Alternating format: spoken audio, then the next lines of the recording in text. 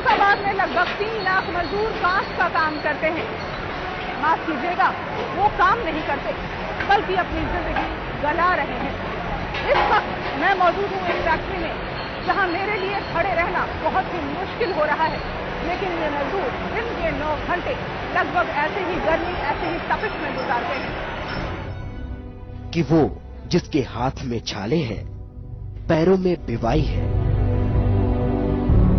उसी के दम से रौनक आपके बंगलों में आई है। इधर एक दिन की आमदनी का औसत है 54 का, उधर लाखों में गांधी जी के जेलों की कमाई है। यह गजल कांच की खनखनाती चूड़ियों की नगरी के मेहनत कशों की जिंदगी को बयां करती है। पेट भरना श्रमिक की नियति बन चुकी है।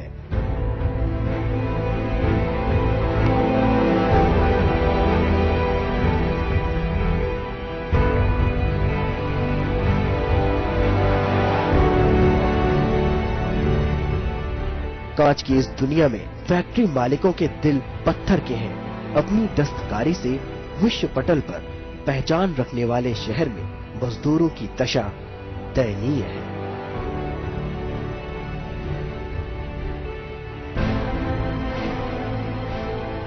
आज भी फिरोजाबाद में मजदूरों के स्वास्थ्य, लेबर एक्ट और फैक्ट्री एक्ट के नियमों का पालन नहीं हो रहा। स्थिति ये है कि 40-40 साल तक एक ही संस्थान में कार्य करने वाले मजदूर को दैनिक वेतन भोग दर्शाकर बिना कोई भविष्य निधि की सुविधा दिए कारखानों से बाहर कर दिया जाता है।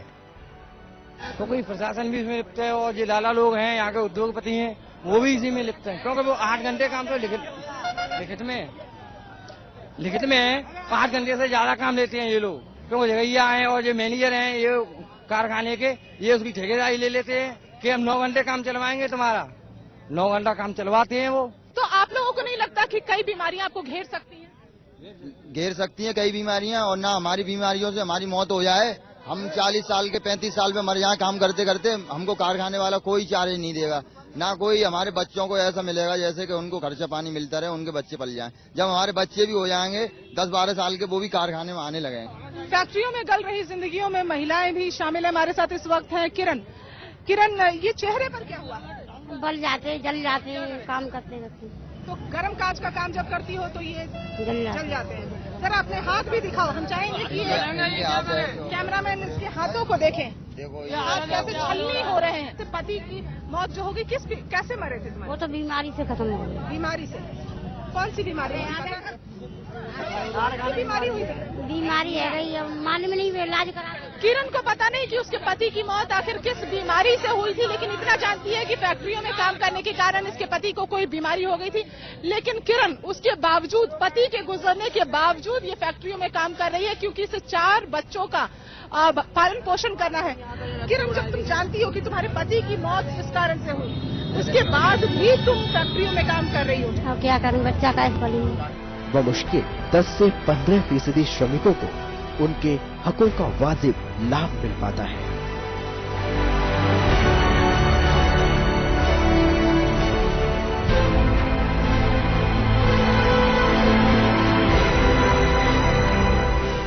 मसलन मस्टर रोड पर नामांकन, पीएफ का लाभ, पेंशन, चिकित्सा अवकाश, दुर्घटना और बीमा। हमें ये लगता है कि मजदूरों के प्रति कोई सरकार गंभीर नहीं है। और जहाँ तक फिरोजाबाद का सवाल है, इसलिए यहाँ तिल तिल करके जल रहा है कि पहले के मंत्री भी यहाँ पर रहे हैं, एमएलए भी रहे हैं, एमपी भी रहे हैं, कभी भी मजदूर की समस्या को उठाया नहीं।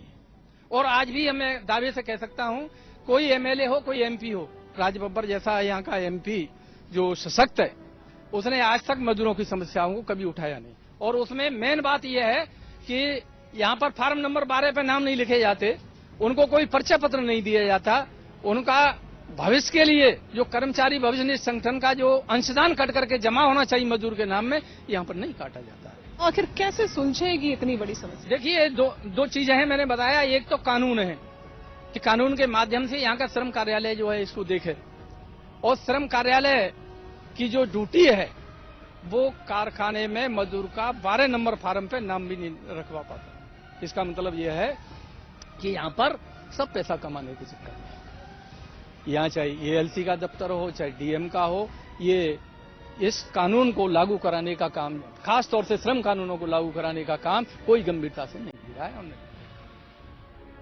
जहरीला धुआं सांसों को जहरीला बना रहा है। भट्टों और कारखानों की चिमनियों से निकलता धुआं तेजी से अस्थमा और TB के मरीजों की तादाद बढ़ा रहा है।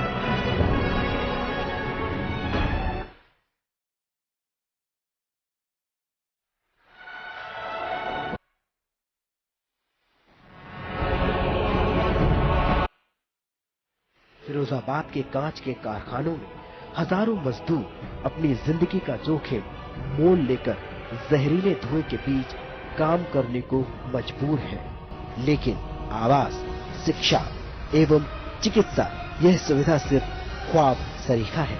श्रम कानून के पैरोकार अफसर और आवाज बुलंद करने वाले संगठन हाशिए पर हैं।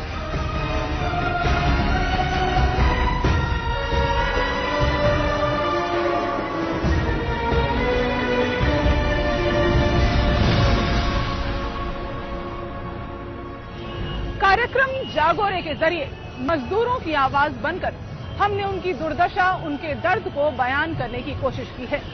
हमने महसूस किया उनका सोचना है, यहाँ दरख्तों के साये में धूप लगती है, चलो यहाँ से चलें और उम्र भर के लिए।